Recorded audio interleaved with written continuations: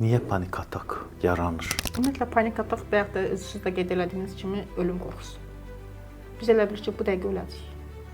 Ölümdən o qədər qorxuruq ki, çünki ölüm bizim üçün bir sondur. Yox olmaqdır. Öncəliklə bu ölüm bizə o qədər dəhşətli, faciəli bir şey kimi görsənir ki. Amma uşaq da doğulanda, uşaq halından doğulur və bu dünyaya gəlir. Onun üçün ölmüşdür. O dünyada doğulmuşdu da. Yəni eyni şeydir. Ölmək də bir haldan başqalara keçmək. Birinci, yəni ölüm faciə deyil, ölüm son deyil, ölüm başlanğıcdır. Birinci bunu bir tərəfə belə qoyaq. İkincisi, yəni panik atak. Niyə məsələ insanlar ömrü boyu yaşayırlar, 40-50 yaşayırlar, yaşadıkları dövrün bir yaşında onlar panik atak olurlar. Nə uşaq vaxtı olmayıblar, nə böyük vaxtı olmayıblar. Onları tətikləyən nədir? Niyə birdən-birə panik atak olurlar? Niyə? Çünki bizim həyatımız ümumiyyətlə bütün bu dövrdə yaşadığımız 0-7 yaş arasında yaşadıklarımızın təkrarını yaşayırıq.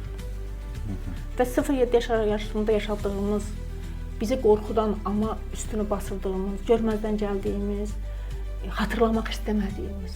Çünki bizim canımız çox yanmışdır. Bu uşaqlıq travmaları ilə bağlıdır da. Bəli, uşaqlıq travmaları. Yəni bütün yaşadığımız bizim həyatımız 0-7 yaş arasında olan hadisələrin təkrarıdırsa əgər, bu da ondan bağlıdır.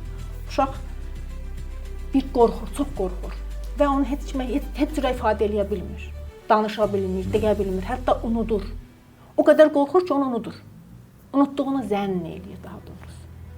Və böyük halında ona bənzər, unutmaq istədiyi, qorxduğu hadisəyə bənzər bir hadisə yaşadığı anda panik atak başlayır.